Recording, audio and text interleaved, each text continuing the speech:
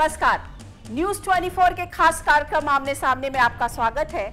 आज मेरे साथ एक ऐसी पर्सनालिटी है जो कहीं से भी नेता तो नहीं लगती। बहुत उनकी बोली बहुत मीठी है, सहज है, सरल है। जी हाँ, मैं बात कर रही हूँ देश की स्पीकर सुमित्रा महाजन जी की।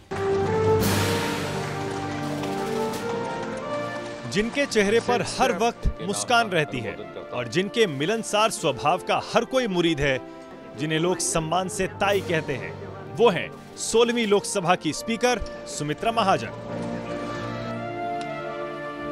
6 जून को सुमित्रा महाजन को सर्वसम्मति से लोकसभा स्पीकर चुना गया, तो ये उनके शानदार संसदीय करियर के लिए मील का पत्थर साबित हुआ।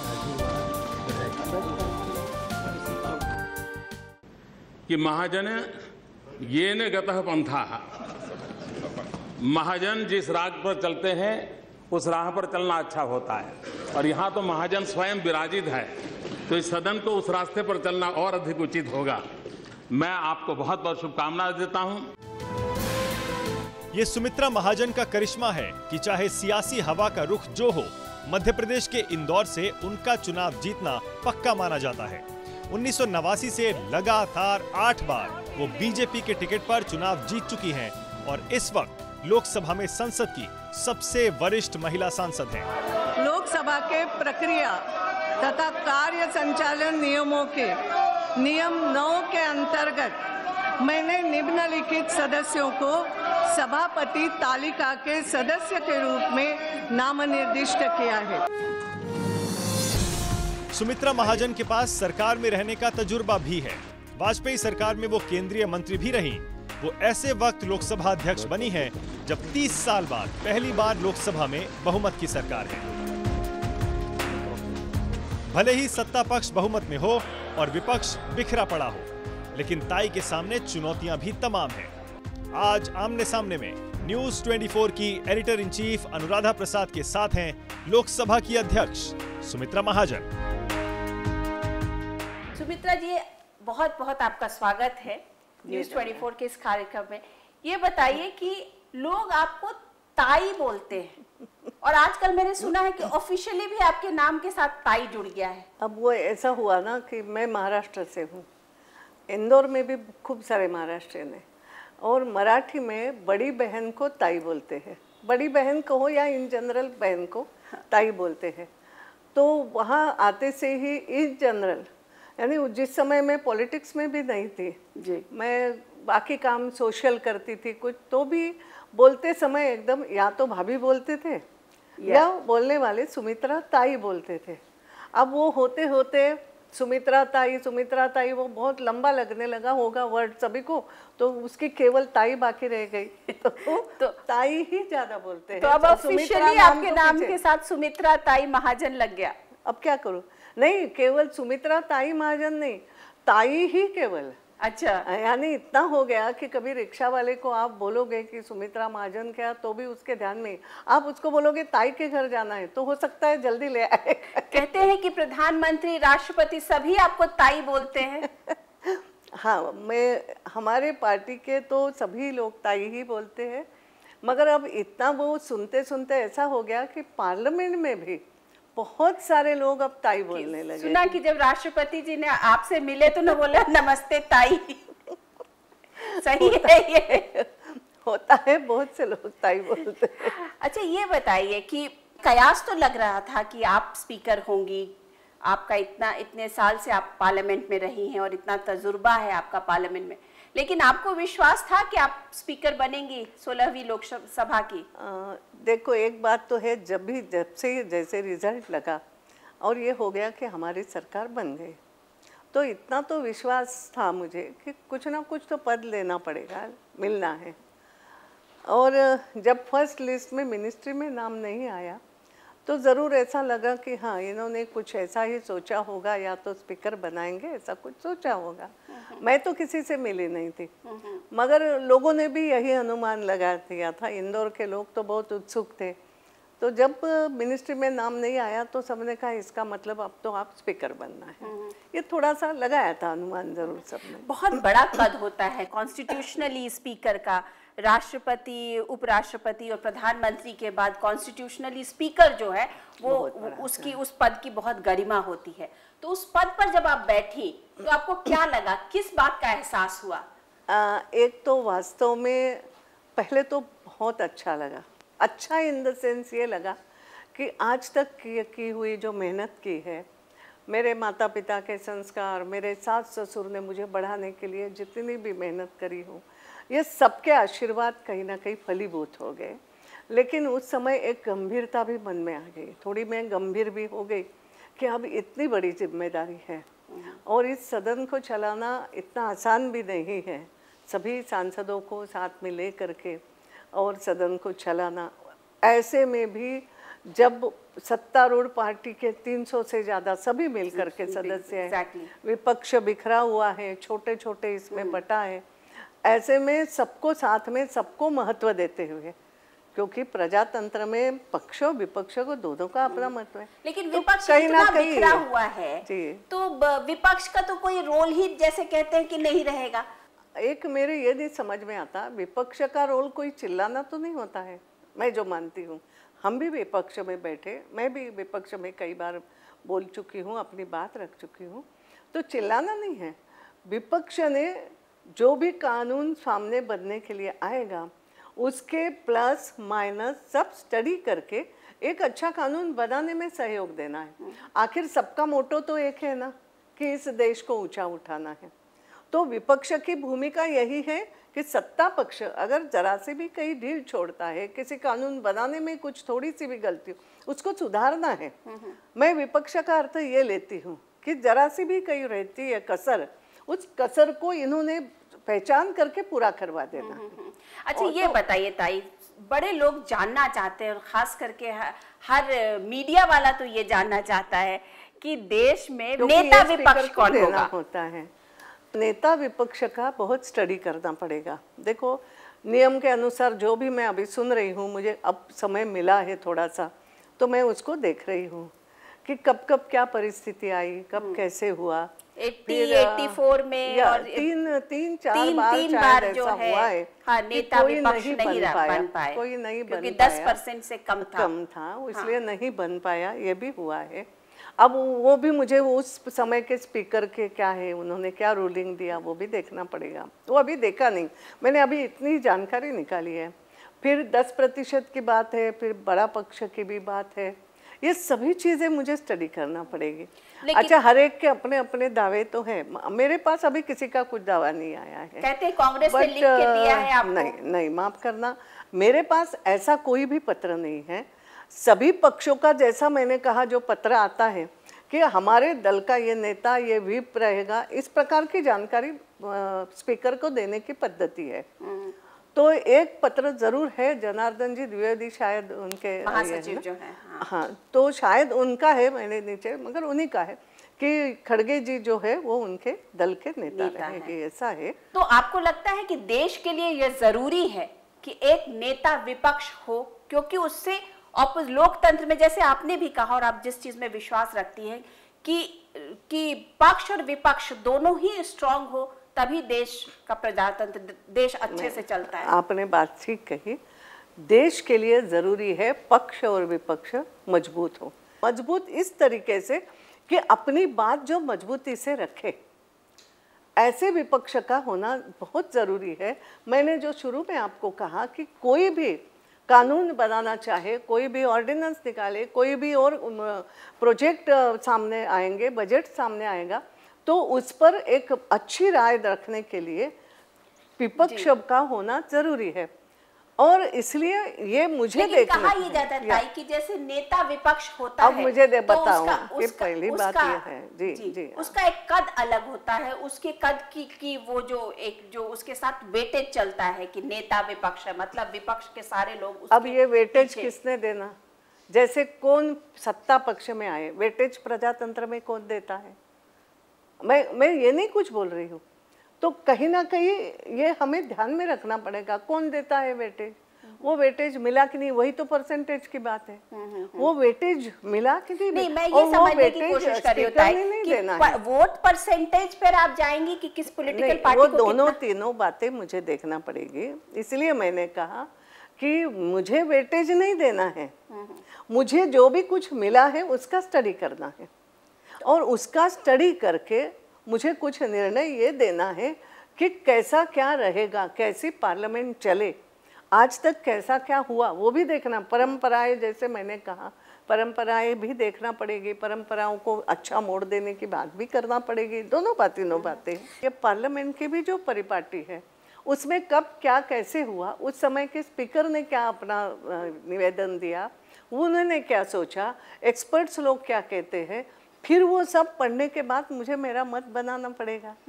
लेकिन स्पीकर सुमित्रा महाजन का मत कब तक बन जाएगा इस मुद्दे पर? स्पीकर सुमित्रा महाजन का मत आने वाली जो लोकसभा का अगला अधिवेशन है उसके पहले जरूर सामने आएगा। अच्छा, ये बताइए कि जब आप पद पर जा रही थी, स्पीकर के पद पर, तो प्रधानमंत्री नरेंद्र मोदी ने बोला कि ये व्यासपीठ भी होगी, तो इसका मतलब क्या स्पीकर सुमित्रा महाजन प्रवचन भी देंगी? एक बात आप समझ लो, केवल व्यासपीठ प्रवचन का भी नहीं होता। जब भी कोई उस पर ऐसा एक आसंदी रहती है जो थोड़ी सी उच्च आसंदी रहती है, और वहाँ कोई गंभीरता से हम किसी विद्वान को बिठाते, विद्वान को या जो रूलिंग दे सकता है, वो जब बैठता है तो उसको एक व्यासपीठ कहा जाता है कि वहाँ बैठा हुआ जो व्यक्ति है, हम जैसे बोलते हैं ना, व्यासोच्चिष्टम जगत सर्वम, ऐसी कोई चीज़ नहीं जिस पर व्यास ने भाष्य नहीं किया हो या भाष्य नहीं कर सकता है, ऐसी एक मान्यता है। इसलिए व्यासोच्चिष्टम जगत सर्वम ऐसी एक कहावत हमारे में कहा जाता है। तो इसलिए वो व्यासपीठ, तो उस पर जो आसंदी पर बैठेगा उसने सब चीज़ों का सारासार विचार करके अपनी बात रखना है। आप इसलिए देखते हो हम बोलते हैं स्पीकर ने कम से कम बोलना है बट रूलिंग भी देना है। वो जो रूलिंग हो, इसलिए ये भी माना जाता है स्पीकर किसी पार्टी का नहीं होगा। जब एक बार वो आसंदी पे बैठ गया तो वो किसी पार्टी को बिलोंग नहीं करेगा, मतलब उनको किसी को फेवर किया ये नहीं करेगा। तो वो एक समदृष्टि से देखेगा।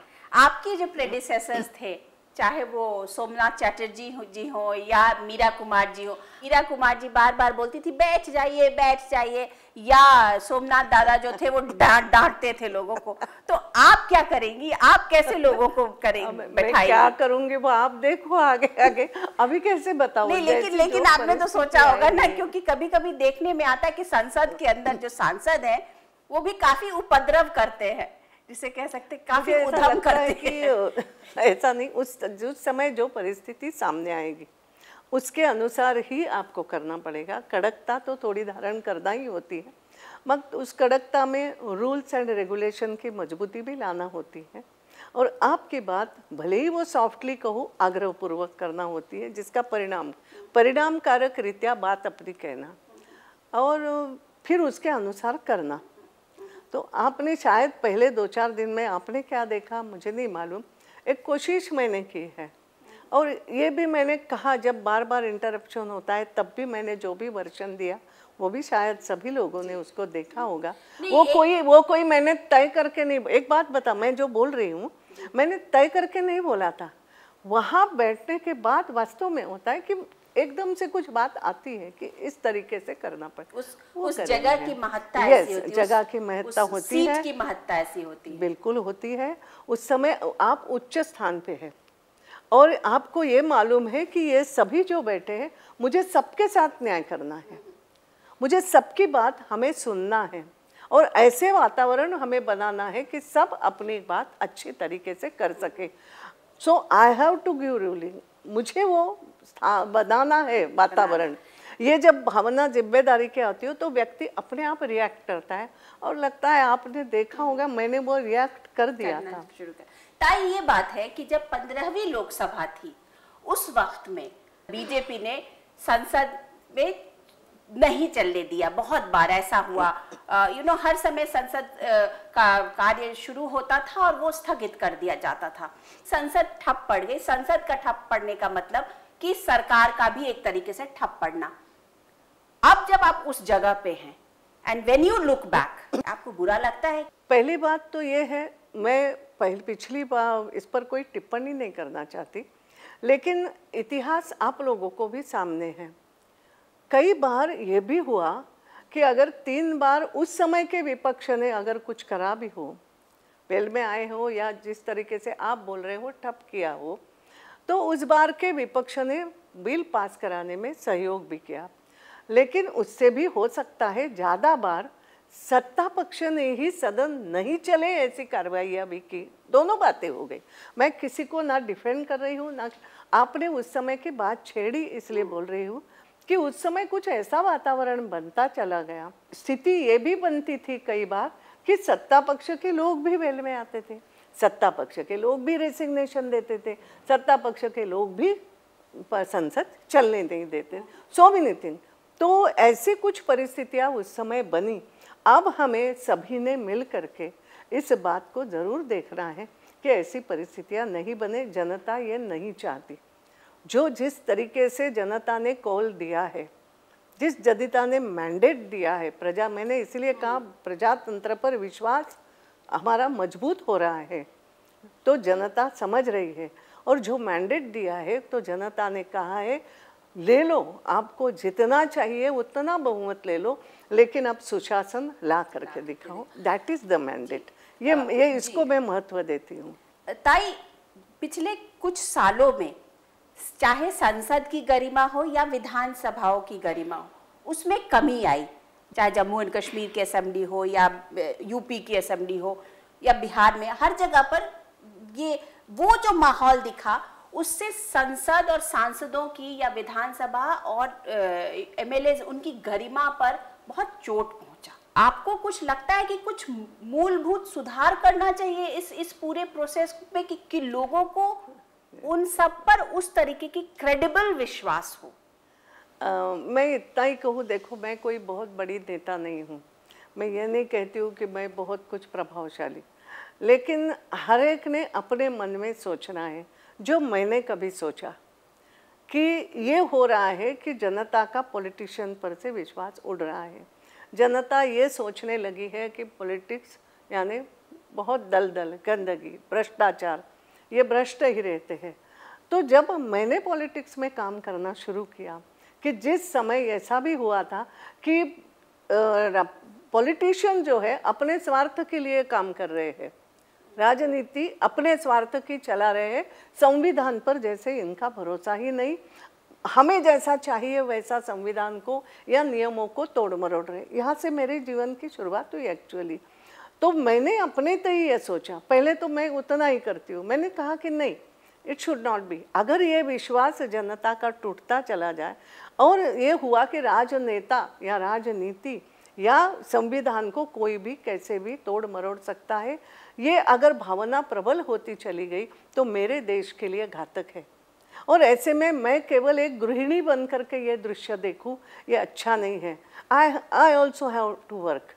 ये मेरी भावना थी कि अगर मैं चाहती हूँ कि यह कचरा साफ हो, तो किनारे खड़े रह करके मैं अगर सोचती हूँ अरे अरे ये साफ बहुत ज़रूरी है, बहुत ज़रूरी है, नो इट कान, मैंने भी उसमें उतर के जितना मुझसे लगे उतना साफ।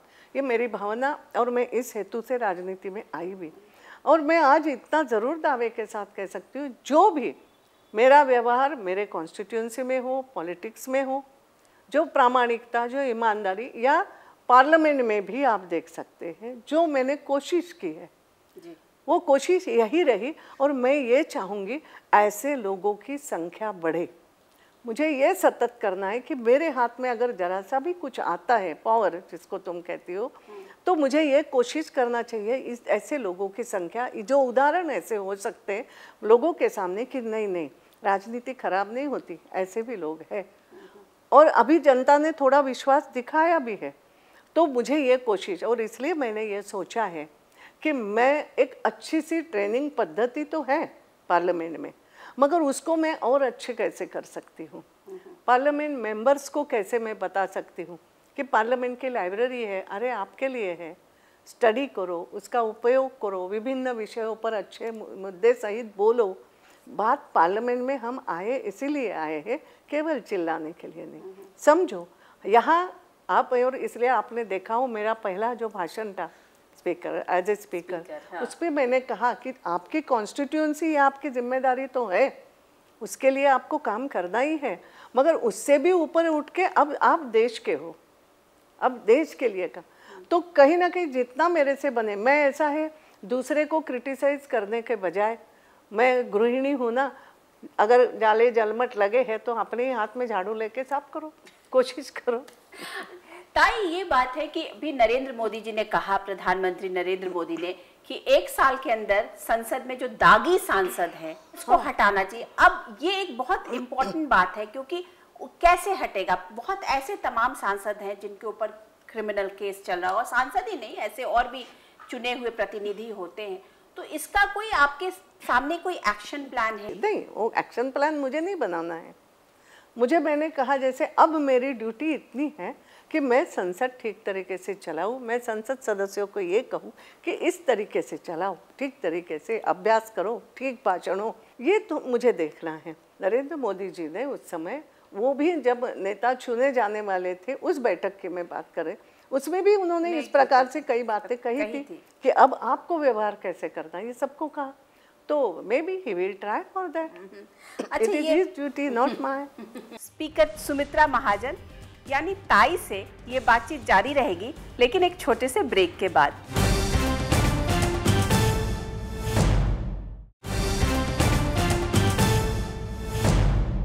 अच्छा ये बताइए ताई कि आप तो एक कॉर्पोरेटर से लेकर के 8 बार तक संसद सदस्य रही, मतलब बड़ा मजेदार सफर होगा ना कि अभी आपने बोला कि मैं गृहिणी थी तो झाले भी साफ कर लो, और जब संसद में जाओ तो संसद की गरिमा और परंपरा को भी उस तरीके से रखो। बहुत, वास्तव में बहुत मजेदार था।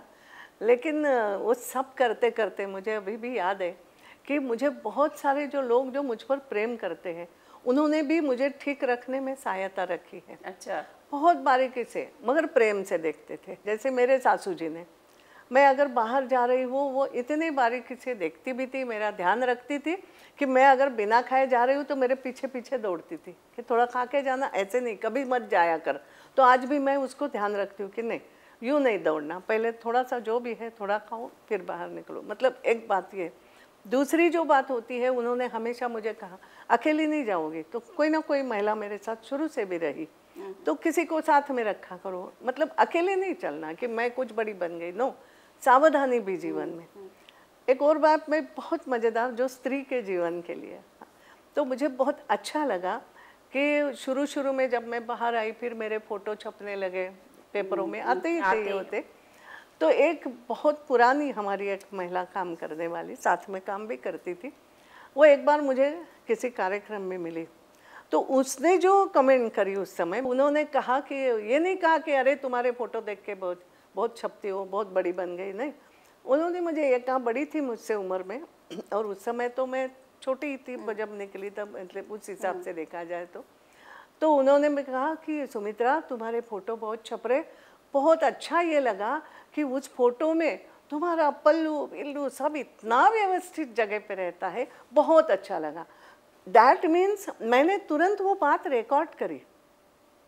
एक ऐसे कई ऐसे अनुभव कि यस, पब्लिक को क्या चाहिए, या ये मुझे किस तरीके से देखते हैं सब लोग, कि मैं एक गृहिणी से मैं पॉलिटिशियन बनने जा रही हूँ, मगर केवल ऐसा भी नहीं है, मुझे कैसे रहना है, लोगों के कैसे अपेक्षा, और मैं जब बहुत सारे लोगों के सामने मैं जाती हूँ तो हाउ शुड प्रेजेंट, कैसे मुझे अपने आप को करना है, ये कई सारी चीजें मैं समझती चली गई। ताई जब आदमी पॉलिटिक्स में आता है, और खास करके गृहिणी जब पॉलिटिक्स में आती है, तो घर परिवार कहीं ना कहीं जो टाइम कमिटमेंट देना होता है बच्चों के लिए, हस्बैंड के लिए, लार्जर फैमिली के लिए, उसमें कहीं ना कहीं कमी आती है, क्योंकि आपका कमिटमेंट एक लार्जर पब्लिक के साथ हो जाता है, कॉन्स्टिट्यूएंसी के साथ हो जाता है, उनके दुख दर्द के साथ हो जाता है। तो उसमें कभी आपको कभी लगा कि अरे मैं कहीं ना कहीं गिल्ट जो एक होता है कि गिल्ट तो लगती थी, मगर मैं उसको सुधारती भी थी। मैं एक छोटी बात बताऊं आपको, 2-3 ऐसे इंसिडेंसेस मेरे भी जीवन में आना ही है,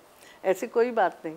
शुरू में जब मैं काम करने निकली, तब एक अपेक्षा किसी भी एक पति की रहती है कि मैं जब बाहर से आऊँ काम से, वो एडवोकेट थे, तो मैं कोर्ट से आऊँ तो इसने घर पे होना चाहिए। तो मेरी सासू जी धीरे से मुझे समझाती थी, कोशिश कर कि वो जब आए ना तो तू घर पे रहा कर, मैं संभालूंगी, चिंता मत कर, मगर थोड़ी, और फिर वो गुस्सा भी हो गया तो तू गुस्सा मत करा कर। एक ये बात। दूसरी मैं आपको समझो, एक छोटी सी घटना मैं आपको बताऊं कि उस समय मुझे एक 8 दिन के दौरे पे जाना था। सुषमा जी भी मेरे साथ, मतलब सुषमा जी के साथ मुझे पूरा इंदौर संभाग का दौरा करना था, कोई चुनाव की बात है। और उसके एक दिन पहले मुझे बेटे ने कहा था कि आई जाते समय लड्डू बना के जा, हमको 8 दिन के बना के रख दे। मैंने कहा था हाँ बना दूंगी, और वास्तव में मैं भूल गई।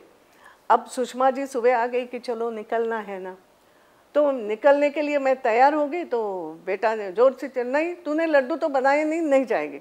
तो मेरी सासू जी घर में थी, उन्होंने कहा अरे मैं बना नहीं, मुझे आई के ही हाथ के चाहिए, आई बोलते हैं माँ को। तो मैंने सुषमा जी को कहा, सुषमा जी आधा घंटा लेट चलेंगे, मगर मैं लड्डू बनाए बिना नहीं जाऊंगी। वो तो कोई बहुत बड़ा नहीं था, 10 साल का था वैसे। तो मैंने कहा अब थोड़ी देर आप बैठो, मैंने उनको बिठाया, मैंने वो बनाए और फिर मैं बाहर निकली। तो ये आपको यू हैव टू, मैं इसलिए बोल रही हूँ, ये बैलेंसिंग आपको करना होता है। मैं मिनिस्टर थी, जब मैं मिनिस्टर थी मेरे यहाँ तो मेरे साथ कोई नहीं रहता था, वो भी एडवोकेट थे, वो अपने वहाँ इंदौर में। तो जब इंदौर में जाती थी एज ए मिनिस्टर भी इंदौर जाती ही थी, तब कभी कभी ऐसे होता था जब समय मिलता था, वो कहते थे चलो सिनेमा देखने जाते, पिक्चर देखने, बहुत शौक था, हम दोनों को शौक था। और वो बोलते थे तेरी लाल बत्ती वाली घर पे रख, तेरी लाल बत्ती वाली गाड़ी में सिनेमा देखने नहीं जाएंगे, मेरे गाड़ी में मेरे साथ चल, मेरी पत्नी ऐसी चल रही हो तो जाए। मैं बोलती थी चलो ऐसे चलो, क्या फर्क पड़ना है। तो हम दोनों ऐसे जाते थे। कभी कभी मिनिस्टर रहते हो मैं स्कूटर पे भी उनके साथ, कि उनको लगता है ना आज ऐसे घूमने जाए, क्या फर्क पड़ना है। लेकिन एक बात बताइए, जब आप मिनिस्टर होते हुए, लेकिन जब आप मिनिस्टर होते हुए लाल बत्ती छोड़ करके जाती होंगी तो हॉल के अंदर तो लोग पहचान जाते होंगे कि ताई आ गई, ताई आ गई, मंत्री आ गई, तो फिर क्या। एक तो हमें टिकट खरीद के जाके बैठ जाते थे, क्योंकि ये खरीद के लाते थे, और ये भी हमारा नियम था। और लोगों के, इंदौर के लोगों को ये सब आदतें मैंने डाली थी कि ताई क्या शॉपिंग करने भी आएगी, ताई तो यहाँ पैदल भी जाएगी, ये होना चाहिए, क्योंकि वहाँ तो मैं एक सामान्य उनकी प्रतिनिधि थी, और ये रहना पड़ेगा। हम कोई अभाव नहीं हो जाते, मैं नेता बन गई इसका मतलब अभाव नहीं। ताई एक मैं बड़ी पर्सनल सी वैसे बात पूछ रही हूँ कि होता है कि जनरली कि विमेन जब आगे बढ़ जाती है, उनका जब नाम हो जाता है, तो कहीं ना कहीं मैन को वो थोड़ा सा वो फील होने लगता है कि अरे मेरी पत्नी मेरे से आगे बढ़ गई, उसका नाम है, उसकी तस्वीरें छप रही है, फोटो में छप रही है, मंत्री है। तो क्या कभी आपके पति को इस बात का वो मतलब बुरा लगा कि उनकी पत्नी जो है वो इतनी आगे बढ़ गई है? कभी नहीं, क्योंकि उनके अपने व्यवसाय में वो इतने आगे थे। एज ए एडवोकेट उनका इतना सम्मान था, मैं वो समझती थी। जब हम रास्ते पे कभी पैदल भी जाते थे तो मुझे मालूम है एडवोकेट के नाते उनको ज़्यादा नमस्कार होता था। लेकिन दूसरी एक बात बताऊं, जो हमारे आपस में ये था, वो इतने समझते थे बात को। शुरू में उनको भी राजनीति में कोई रुचि नहीं थी, मगर उन्होंने जैसे देखा कि काम कर रही है, अच्छा कर रही है, लोग प्रतिसाद दे रहे हैं, तो पहले तो मेरे पास साइकिल ही थी, तो उन्होंने ही मुझे लोना ला के दी। अच्छा। मैं चुनाव के पहले की बात बता रही हूँ। फिर काइनेटिक ला के दी, नहीं अब तुम्हें ज़्यादा घूमना पड़ता है, मैं तुम्हें काइनेटिक देता हूँ तो तुम्हें सुविधा। तो लाइक दैट वो उल्टे मेरे पास सहयोग करते चले गए। सभा में जब वो आते थे तो कहीं कोने में खड़े होकर के सभा सुनते थे, फिर घर में आके तुमने ये पॉइंट ऐसा नहीं बोलना। मेरे साथ हमेशा सहभागी रहे, सहभागी। और क्योंकि उनको एक अच्छा एडवोकेट बनना इतनी बात थी, मैं यहाँ थी इसमें, और इसमें वो ये देखते थे कि नहीं करियर तुम्हारा है, बनाओ, मगर अच्छे रास्ते से बनाओ। और मैं भी उनको बोलती थी यस, जिस दिन आपको लगे कि अब मैंने नहीं करना है आई विल कम। और बच्चों ने कभी ताई ये नहीं बोला कि माँ तुम्हारा कम वक्त हमें मिल रहा है, जैसे लड्डू तो आपने बना दिया, लेकिन कभी कभी तो एक बात मैं आपको बताऊं कि मैं घर के बाहर शादी के बाद पहले 10 साल में घर से नहीं बाहर निकली, मगर कितना कि थोड़ी कहीं साहित्य सम्मेलन में जाओ, साहित्य सभा में जाओ, थोड़ा सा कोई काम करो, इतनी है। तो मेरे बच्चे 10 साल के ऐसे ऊपर हो गए। 10 साल मैंने बच्चों को, जब बच्चों को आवश्यकता होती है माँ की, तब माँ की कमी उनको नहीं महसूस करी। थोड़ी मेरी सासू जी भी घर में थी, और इसलिए बच्चों को वो नहीं हुआ, वो सेटिस्फाइड थे। जब एक बार वो स्कूल में जाते, बड़े क्लास में जाते, तो कई बार माँ बाप को बोलते हमको नहीं आपके साथ आना, अब हम तो अपने घर में भी, या हम अपने दोस्तों के जाते। Then they don't expect. अगर वो समय उनको मिल जाए जब उनको ज़रूरत होती है, तो उस समय अगर आप बच्चों की तरफ ध्यान दो, तो एक उनकी जो मानसिक ये होती है शांति वो अंदर बढ़ती है, इमोशनल, हाँ इमोशनल सेटिस्फैक्शन उनको जो मिलता है, तो फिर बच्चों के भी मन में कभी हाय हाय नहीं रहती। ये मेरा अपना अनुभव, मैं किसी को उपदेश नहीं दे रही। लेकिन ताई एक बताइए कि आप वेरियस रोल्स करते करते, हाँ, एक माँ का, एक पत्नी का, एक बहू का, और एक फिर राजनीति में, और राजनीति में भी तरीके के रोल्स करते करते, तो कहीं अपने लिए क्या वक्त निकालती रही? वो मेरा वही तो वक्त है भाई, सबके लिए कर रही थी, वो मेरे रुचि के काम थे, है ना। दूसरी बात ये है, आज भी, यानी उस समय जैसे मैंने कहा, मेरे पिक्चर देखने का शौक हम वैसे भी पूरा करते थे। कुछ ने कहा तुम्हें कि 24 घंटे राजनीति करो। अगर आप तयशुदा समय अपने लोगों को दे रहे हो, तो बाकी का ये वक्त मेरा अपना है, ये कह सकते हो आप।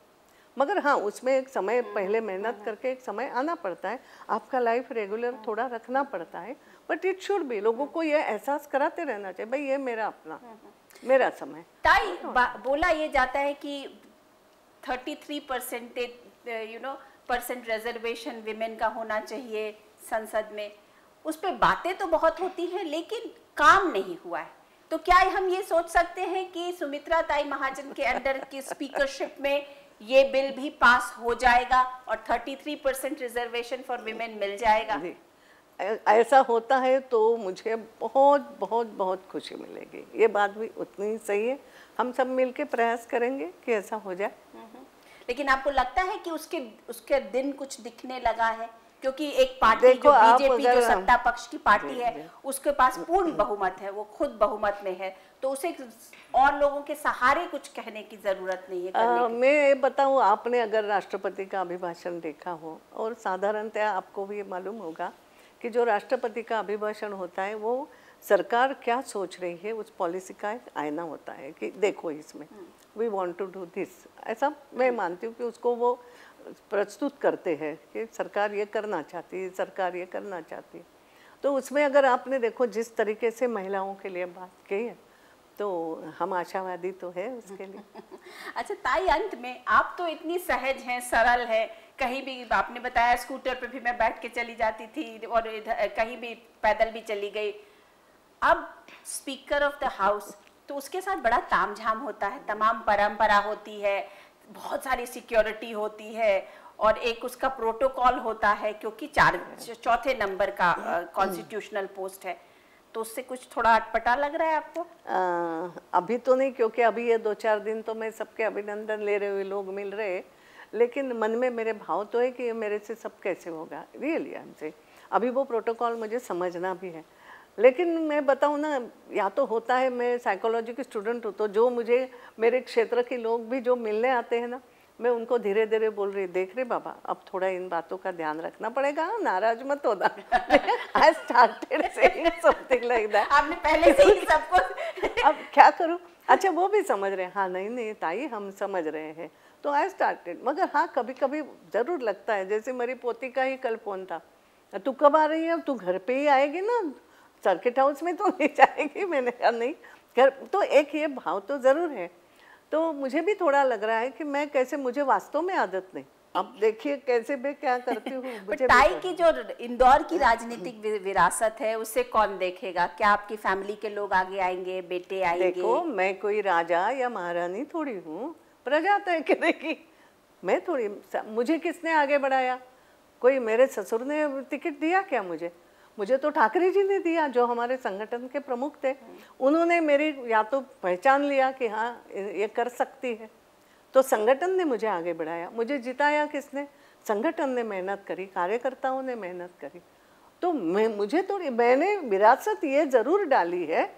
अभी ऐसा कह सकते हैं कि इंदौर का जो भी सांसद हो उसको ये देखना पड़ेगा कि देखो इंदौर के लोग प्रामाणिकता पसंद करते हैं।